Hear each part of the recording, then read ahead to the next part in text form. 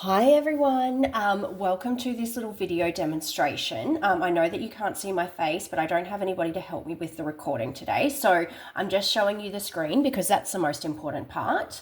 But today I'm going to be making the 5 seed bread on camera for you so that you can see how easy it is to make your own bread in the Thermomix. If you already have a Thermomix, hopefully this will inspire you to start making your own breads. This being one of the more complex recipes, and yet you'll see how quick and simple it is.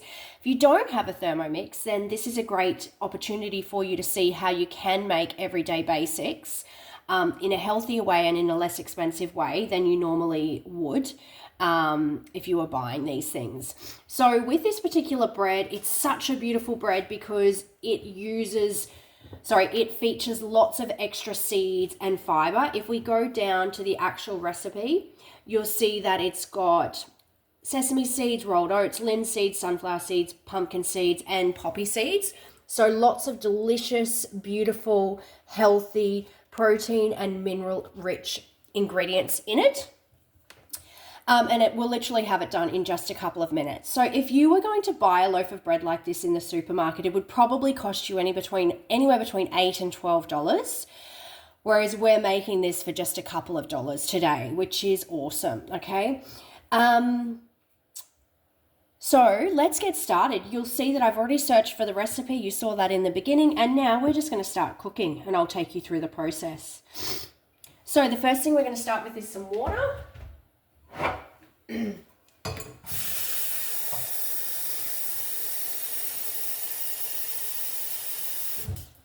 And you'll see that the TM7, just like the 6, has got some beautiful, and the 5, actually all of the Thermomix's integrated scales, but the difference with the 7 is that once we reach the desired weight, it actually acknowledges that and it ticks it off for us, which is pretty cool. Excuse me. Then we're going to add some yeast. So 2 teaspoons of yeast. And that's done. And then we're going to hit next. Then we're going to pop our lid on. We're going to press play and it's going to heat the yeast up to activate the yeast now. So one of the good things about the 7 and the way that it differs from previous models is, as you can see, I've got a little bit of water here on the screen, but it actually doesn't affect its usability. So I can still continue using it even if I splash a bit of food and that kind of thing on it, whereas in previous models you had to keep your screen quite clean. Otherwise it lost its kind of sensitivity to touch. In any recipe, while something is actually going on, while Thermomix is cooking, you've got 2 options. Obviously it frees up your hand. So if this was like a 5-minute plus step, I'd be off playing with the kids now, or I'd be grabbing a load of washing out of the line, off the line or something, or maybe I'd be answering an email, anything like that. The value of the Thermomix is that it does free up your hands. If it's just something like a really short step like this, I'd be looking ahead in the recipe and going, okay, well, what do I need to get ready for the next step so that I'm all prepared and I can bang out the next step of the recipe and get this done as quickly as possible. So baker's flour, salt, all these ingredients here. I've got pretty much everything ready, except I'll just go and grab my salt and just go back to the current step, and we can see here that it's counting down how long it's got left.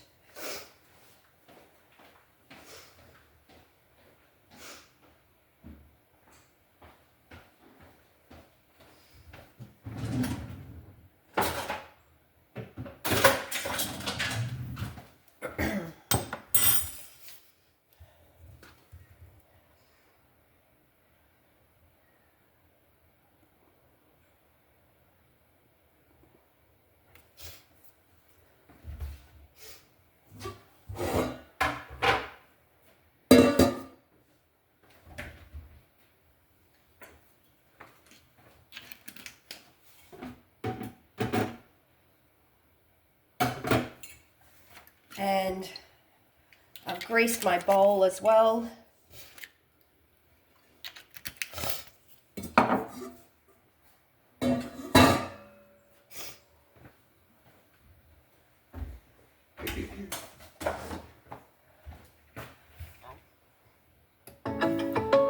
So it's just letting me know that it's done now. I've already done the greasing, and now I'm going to start adding the rest of the ingredients. So starting with the baker's flour, let's pop that in.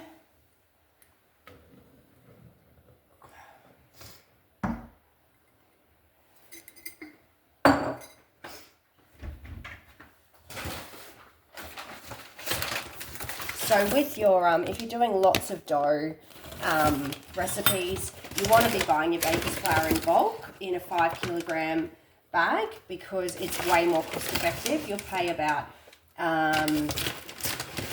probably about $12 for 5 kilos, whereas you'll pay about $6 or $7 for 1 kilo, so way more cost effective. I never add quite that much salt, just use the salt cracker to give it a little bit of a zhuzh. We don't really need a teaspoon in my opinion. Now I'm going a bit rogue today. I don't have any rolled oats left because I've actually made this recipe already twice on the weekend. So I'm actually just going to put some chia seeds in. I'm not going to put 50 grams of chia seeds because they absorb quite a lot of water. So I'm just going to be mindful of that because we don't want to change the consistency of the bread. So that was about 1.5 tablespoons. And I'll just tick that off. Sesame seeds, they're going in next. Is that 30 grams? Yeah. Whoops, we went a bit overboard there, but that's okay. Makes up for the fact that we don't have any rolled oats. So next is the linseeds. So these are great linseeds, so good for you. And again, we're a little bit short on that. So you can see how, so just like any recipe, I'm not panicking because I don't have exactly the right amount of ingredients.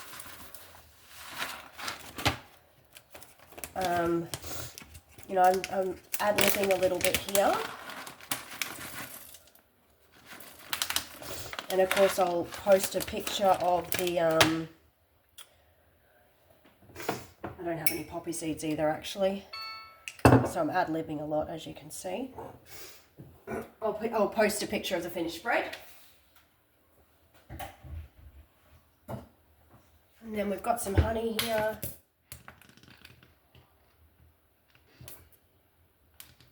That'll do. That one's done. And then oil.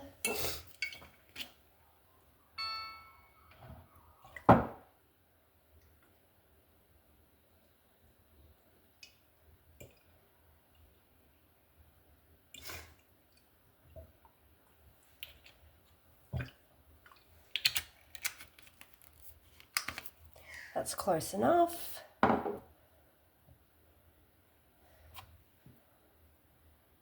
Yep, that's all the ingredients done.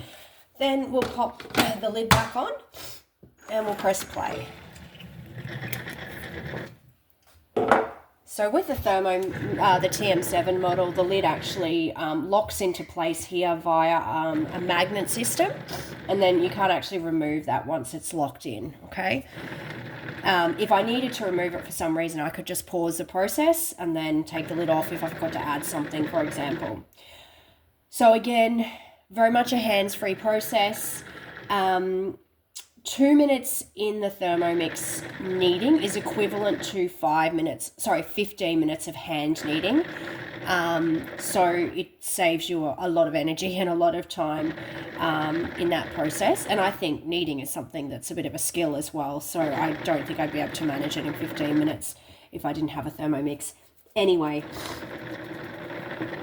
if you want to have a little bit of a look at some of the other features while we're waiting for this to stop or waiting for this to finish, this is your interface here.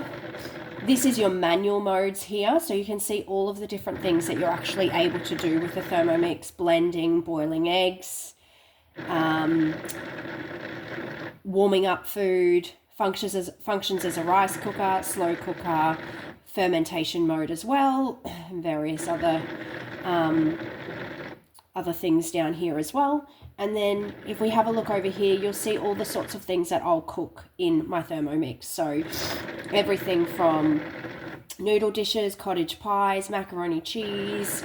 If we have a look back here, I made basil pesto on the weekend. Took some chocolate mousse to a barbecue, seafood chowder, lots of family meals, some a little bit more fancy, I guess. So I made a salmon dish last week, some beautiful soups as well. So there's no end of options when it comes to what you can do with your Thermomix. So not only is the appliance itself really versatile, but once again, really the value of a Thermomix, like I said before, is just really in the time that you get back, because it's hands-free cooking and everything happens really in the one appliance. So you're going to minimize your mess a lot as well.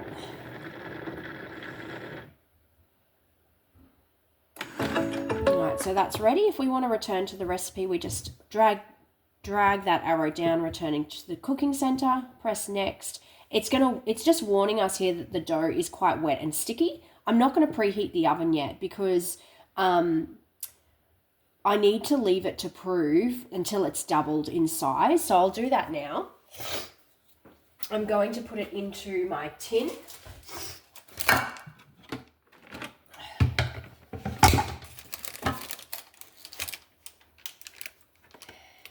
And I'll show you what this looks like in a moment. Just pouring it in.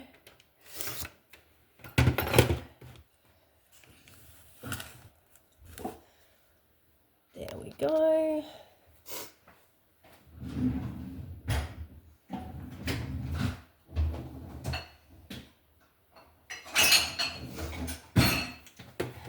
Get the rest of the dough out.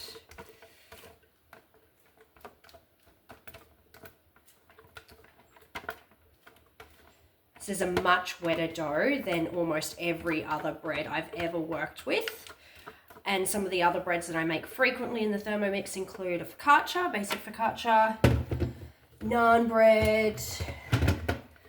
I make pizza dough a lot.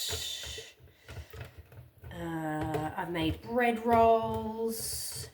I've made baguettes. So lots of different types of bread recipes. There'd be hundreds in there that you could play with, and this one is definitely the wettest.